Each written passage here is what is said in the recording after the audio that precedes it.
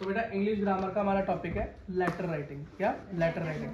Letter writing के अंदर मैंने दो फॉर्मेट बताए थे, फॉर्मल इनफॉर्मल। क्या? फॉर्मल इनफॉर्मल मतलब औपचारिक अनौपचारिक। औपचारिक फॉर्मल मतलब जिसमें फॉर्मेलिटीज करनी पड़े, अनौपचारिक मतलब जिसमें फॉर्मेलिटीज ना करनी पड़े, और अपनों के साथ हम फॉर्मेलिटीज नहीं करते, इसलिए बेटा अनौपचारिक पत्रों के अंदर, इनफॉर्मल के अंदर हमेशा सगे संबंधी रिलेटिव्स को लिखे हुए पत्र आते हैं।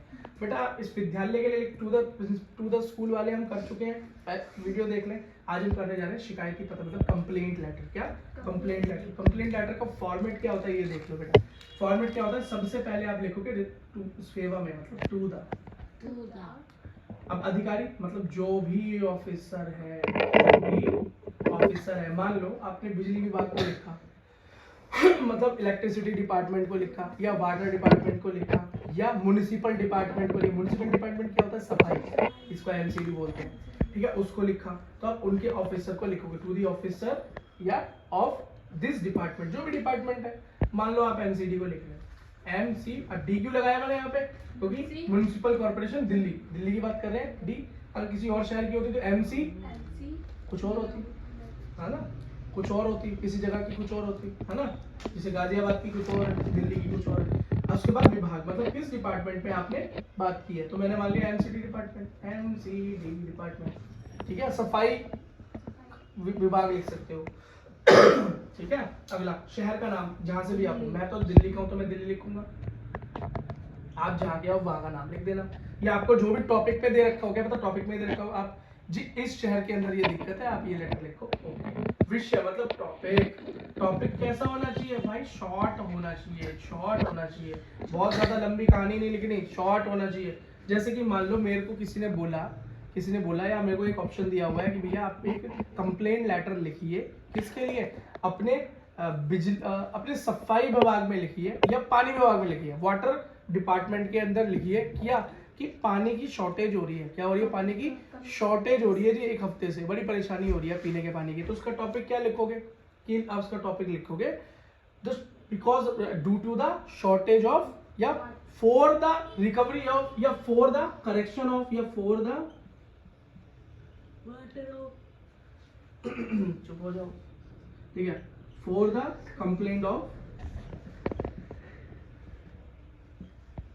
Water shortage. मान लो वाटर की शॉर्टेज हो रही है, कहाँ? फ्रॉम, कितने दिन से हो रही है लिखने की जरूरत नहीं, छुपो। शॉर्टेज इन अवर एरिया। भैया हमारे एरिया में वाटर की शॉर्टेज हो रही है, इस वजह से मैंने कंप्लेंट लिख रहा हूँ। क्यों सारी कहानी क्यों नहीं लिखी यहाँ पे? क्योंकि भैया टॉपिक है तो इससे सिर्फ एक इंट्रोडक्शन देने की बात होती है, लेकिन पूरा टॉपिक हम लिखते हैं बॉडी में। तो यहाँ हम शुरू करते हैं महोदय, क्या संबोधन, इसमें हम लिखते हैं रिस्पेक्टेड। क्या? अगर वो लड़की है तो लड़का है तो सर, और लड़की है तो मैडम। हिंदी में खाली महोदय से काम चल जाता है। अब ये है बेटा बॉडी। बॉडी का मतलब है मेन जो आपको लिखना होता है, कंप्लेंट जो लेटर आपको लिखना है वो है मेन बॉडी। मेन बॉडी को टू पार्ट्स में डिवाइड करो हमेशा। किसमें? टू पार्ट्स में। पहले तो अपनी परेशानी बताओ, एंड में जो आप सॉल्यूशन चाहते हैं वो बताओ। तो इसमें क्या लिखोगे? अगर मैं यही मेरा लेटर है, यही मेरा कंप्लेंट लेटर है, भैया शॉर्टेज चल रही है, तो क्या बोलोगे?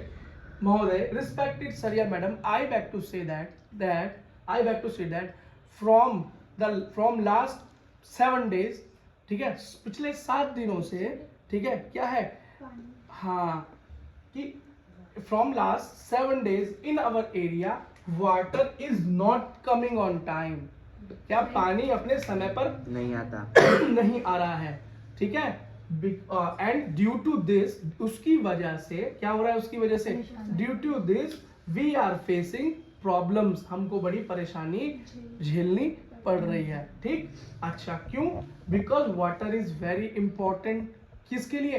For drinking and washing and many other day to day works. ठीक है, so we are very much dependent on water. भैया हम तो पानी पे बहुत निर्भर करते हैं, and because of the shortage we are in problem. ये मतलब यही बात आपको घूम फिर के छोटी सी 2 लाइनों में 3 लाइनों में लिखनी है, ज्यादा बड़ी राम कथा यहाँ लिखने की जरूरत नहीं है, फॉर्मेट के नंबर मिलते हैं। अब बेटा सेकंड पार्ट में लिखोगे अपना सॉल्यूशन। सो आई वॉन्ट या वी वॉन्ट, हम सब चाहते हैं या मैं चाहता हूँ, आई वॉन्ट या we want that you resolve this. Resolve का मतलब होता है इस चीज को जल्दी ठीक करो, ठीक है, या प्लीज करेक्ट दिस या रिजॉल्व दिस प्रॉब्लम इन, है एज सून एज पॉसिबल, क्या जल्दी से जल्दी इसको ठीक करो, and I hope you will do it immediately, मतलब और मैं आशा करता हूँ कि आप जल्दी से जल्दी इस काम को कर देंगे।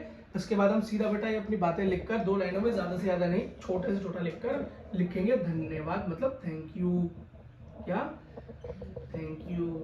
अगला इसके अंदर क्या लिखेंगे, योर क्या लिखोगे, शुभ चिंतक को क्या लिखो, वेल विशर, क्या लिखोगे,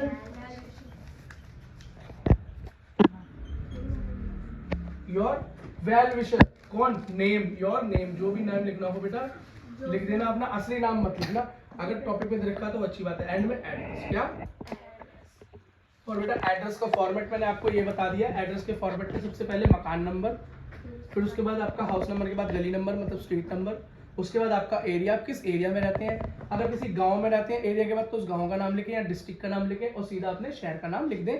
जैसे हम किस एरिया में रहते हैं, हम रहते हैं बेटा वेस्ट गोरख पार्क, गांव का नाम है शाहदरा और शहर का नाम है दिल्ली। हम इस तरीके से लिखेंगे और यहाँ पर ये आप पूरा लिख देना, ठीक है बेटा। इसी के साथ आपका ये